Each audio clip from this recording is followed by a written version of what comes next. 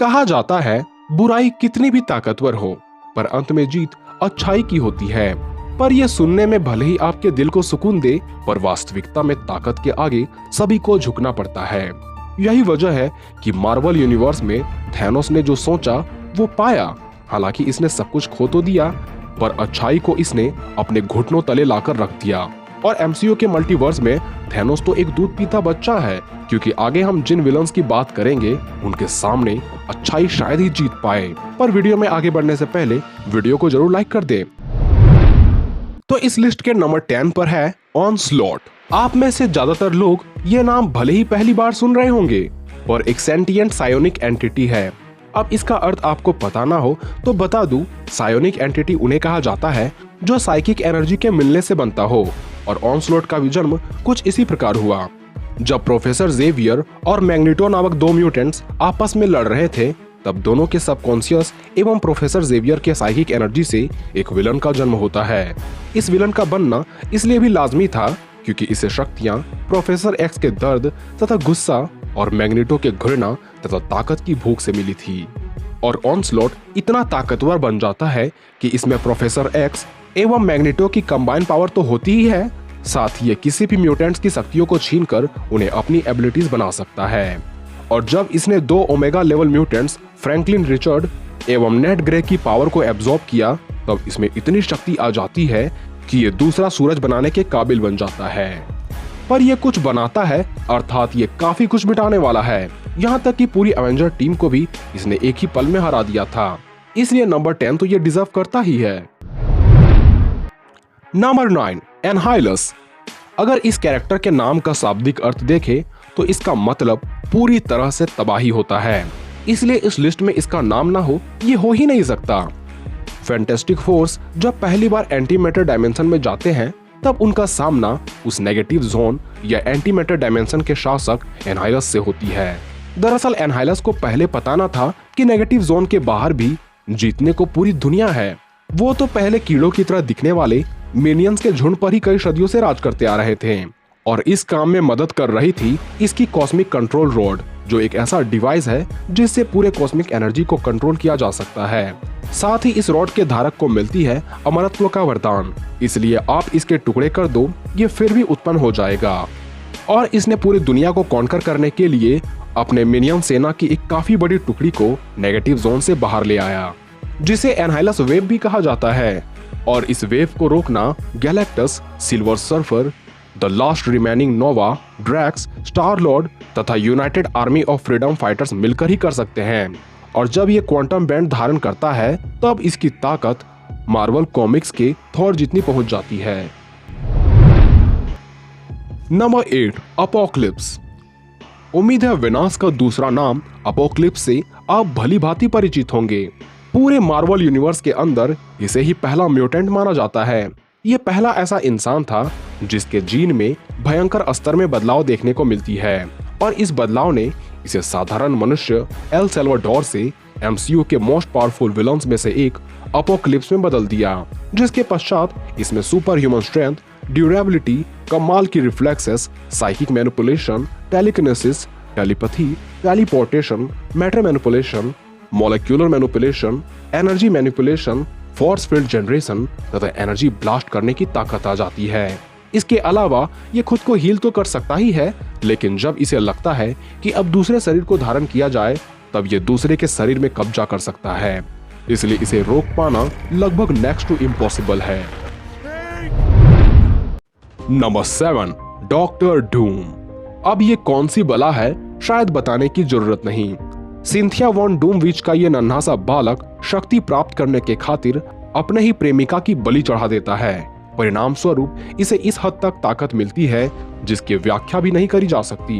पर सरल शब्दों में कहे तो ये जादू जानता है, फोर्स फील्ड क्रिएट कर सकता है, बाहरी ताकतों का आह्वान कर सकता है, खुद को कहीं भी टेलीपोर्ट करवा सकता है, किसी भी आयाम में आ जा सकता है, पोर्टल्स क्रिएट कर सकता है, टाइम ट्रेवल कर सकता है, मैटर तथा एनर्जी को मैनिपुलेट कर सकता है, टेलीकिनेसिस कर सकता है, टेलीपैथी का इस्तेमाल कर सकता है, इसे सम्मोहन की जादुई शक्ति भी आती है, ये खुद को अदृश्य भी कर सकता है और सबसे खतरनाक ये दिमागी सनकी है। अर्थात इसकी इंटेलिजेंस को मैच कर पाना हर किसी के बस का नहीं। साथ ही इसका मोटिव बस विनाश करना ही होता है। Number 6, Dormammu. सबसे ताकतवर के साथ सबसे पुराने एंटिटी की बात की जाए तो उसमें डोरमामू का नाम इस लिस्ट में सबसे ऊपर आता है, क्योंकि ये कई अरबों साल से जीवित है और इसका भी जीवन यापन डार्क एनर्जी पर आधारित है। इसी वजह से पूरे कृष्ण आयाम पर इसकी आधिपत्य है, जिस वजह से ये टाइम तथा स्पेस दोनों से परे है। यहाँ तक कि जब ये अपने आयाम में हो तब इसे हराया नहीं जा सकता। ये इतना शक्तिशाली है कि ये एस्ट्रल प्रोजेक्शन कर सकता है, मैटर का स्वरूप को बदल कर रख सकता है, खुद के साथ साथ किसी को भी कहीं भी टेलीपोर्ट करवा सकता है, किसी भी आयाम में काफी सरलता से आ जा सकता है, खुद के स्वरूप को जैसा चाहे वैसा बना सकता है, सभी तत्वों पर अपने नियंत्रण कर सकता है, जिसे चाहे जब चाहे ये अपने पास बुला सकता है, अपने आकार को जितना चाहे विशाल या सूक्ष्म बना सकता है, एनर्जी प्रोजेक्शन कर सकता है, ऊर्जा को सोख सकता है, वास्तविकता को पूर्णतः बदल कर रख सकता है, और तो और ये चाहे तो वक्त में कहीं भी आ जा सकता है। Number 5, chaos king. शून्य से उत्पन्न हुआ अराजकता का प्रतीक है द केओस किंग। काफी वक्त पहले, लगभग अरबों साल पहले, ब्रह्मांड में जब शून्य तथा निरंकार अंधेरा था, उस वक्त जन्म होता है जापान के लोक कथा में जिक्र हो चुके अमात्सु मिकाबोशी यानी केओस किंग का। अंधेरे का इस शासक को जीवन की उत्पत्ति रास नहीं आती, इसलिए क्रोधित होकर ये सभी देवताओं के खिलाफ एक जंग छेड़ देता है और अंडरवर्ल्ड से इकट्ठा किए राक्षसों की सेना लेकर पूरे ब्रह्मांड में मौजूद गॉड्स को ये अपना गुलाम बनाने निकल पड़ता है और इस प्रक्रिया में ये कई गॉड्स तक को मार देता है। यहाँ तक कि इसे थॉर, सिल्वर सर्फर, हरक्यूलिस और गैलेक्टस की कंबाइंड फोर्स भी इसे नहीं रोक पाती।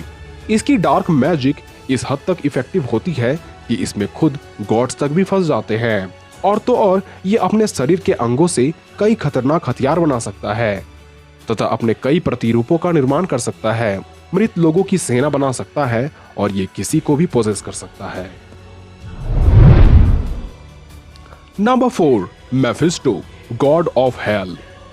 आप सबसे धूर्त तथा चालाक विलन्स की लिस्ट बनाए तो उसमें मेफिस्टो का नाम सबसे ऊपर आता है, क्योंकि ये अपनी बुद्धि सिर्फ धरती के लोगों को तड़पाकर मारने के लिए इस्तेमाल करता है।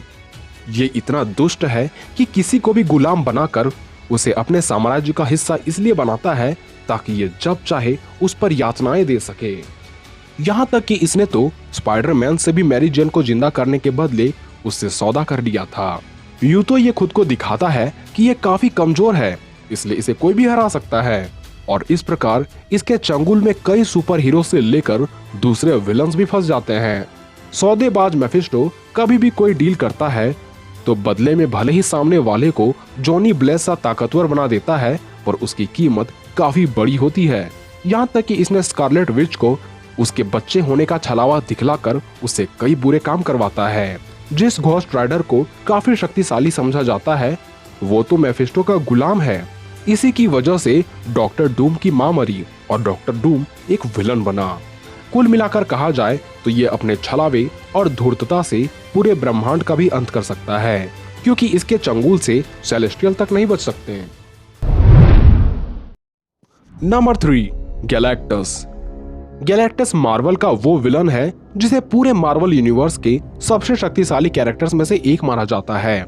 एक और जहां सेलेस्टियल ब्रह्मांड में रचना करते हैं, वहीं ये विशाल दानव अपनी भूख मिटाने के लिए विशाल प्लैनेट्स तक को खा जाता है। ऐसे में प्लैनेट में रहने वाले जीव इसका क्या ही कुछ बिगाड़ पाएंगे।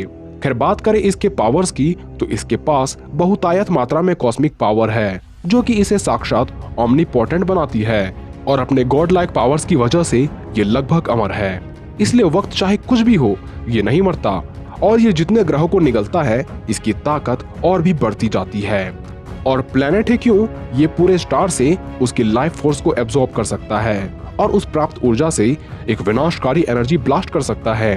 मैटर्स को मैनिपुलेट करने के साथ साथ उसे बना भी सकता है, खुद को कहीं भी टेलीपोर्ट करवा सकता है, और तो और टेलीकिनेसिस और टेलीपैथी भी कर सकता है। नंबर 2, नल। जल्द ही आप इसे बड़े पर्दे पर देखने वाले हो, पर सिम्बियोट को बनाने वाला यह शख्स क्या सच में इतना भयावह होने के साथ साथ शक्तिशाली भी है? तो जान ले इसकी उत्पत्ति इस ब्रह्मांड के बनने से पहले हो गई थी और इन्होंने ही खूंखार सिम्बियोट की रचना करी। यहाँ तक कि जिस नेक्रोस्वॉर्ड को पाकर गौर इतना शक्तिशाली बन जाता है वो नल की ही परछाई से बनी थी और ये नेक्रोस्वॉर्ड इतनी शक्तिशाली है कि इससे सेलेस्टियल तक को मारा जा सकता है और इसके सिम्बियोट भी इतने घातक होते हैं कि ये सेलेस्टियल तक को अपना होस्ट बनाकर उसे नल के इशारों पर नचवा सकते हैं। पावर्स एंड एबिलिटीज के मामले में भी इसे इंडिविजुअली गिनती के 2 ही कैरेक्टर्स मार सकते हैं, बाकी इसका बाल तक बाका नहीं कर सकते। यही वजह है कि इसका एकमात्र उद्देश्य पूरे यूनिवर्स पर पुनः अंधकार का साम्राज्य स्थापित करना, जिसे ऐसा करने से शायद ही कोई रोक सके। अब नंबर 1 में आगे बढ़ने से पहले कुछ ऑनरेबल मेंशंस की बात कर लें जो अपने ताकत से किसी को भी नाको चने चबा सकता है। उनमें शामिल है Mangog, Korvac, God the God Butcher, Ultron, Kang the Conqueror तथा मॉलिक्यूल मैन, जिसे यदि इस लिस्ट में कंसिडर करें तो इसकी जगह नंबर 1 पर होनी चाहिए। इन शॉर्ट बात करें मॉलिक्यूल मैन की तो इसे मास्टर ऑफ रियलिटी भी कहा जाता है और इसे शक्तियां बिल्कुल हल्क की तरह लैब से हुए धमाके से मिली और ये इतना शक्तिशाली बना कि इसके नियंत्रण में सब एटॉमिक लेवल तक की रियलिटी भी आ जाती है। यह यूनिवर्स के हर एक पॉसिबल रियलिटी में प्रेजेंट होकर खुद को किसी बॉम्ब की तरह फाड़कर झटके में ही पूरे रियलिटी को खत्म कर सकता है। यानी नल जो अभी तक नहीं कर पाया वो इसके लिए 1 सेकंड का ही काम बन जाता है। खैर अब बात करें इस लिस्ट के नंबर 1 द बियॉन्डर की, तो बियॉन्डर पूरे मार्वल यूनिवर्स का सबसे पावरफुल विलन है और ये इतना ज्यादा शक्तिशाली है कि इसने मार्वल कॉमिक्स के अंदर एक बार तो लिविंग ट्राइब्यूनल को मार दिया था और आपको पता ही होगा कि लिविंग ट्राइब्यूनल का नियंत्रण पूरे मार्वल मल्टीवर्स पर है, लेकिन बियॉन्डर के आगे इसकी एक भी ना चली। अब जो वाला अपनी सोच से जो चाहे पूरा कर ले उसे आप बियॉन्डर कह सकते हैं। बियॉन्डर में भी रियलिटी को पूरी तरह से बदलने की कमाल की एबिलिटी पाई जाती है। इससे जीत पाना कोई कल्पना भी नहीं कर सकता, क्योंकि मार्वल सिनेमैटिक यूनिवर्स का true God one above all या वन बिलो ऑल के बाद इसे ही सबसे शक्तिशाली माना जाता है। तो आज के लिए बस इतना ही। उम्मीद है ये वीडियो आपको पसंद आई होगी, तो ऐसे वीडियो देखने के लिए हमारे चैनल से जुड़े रहें।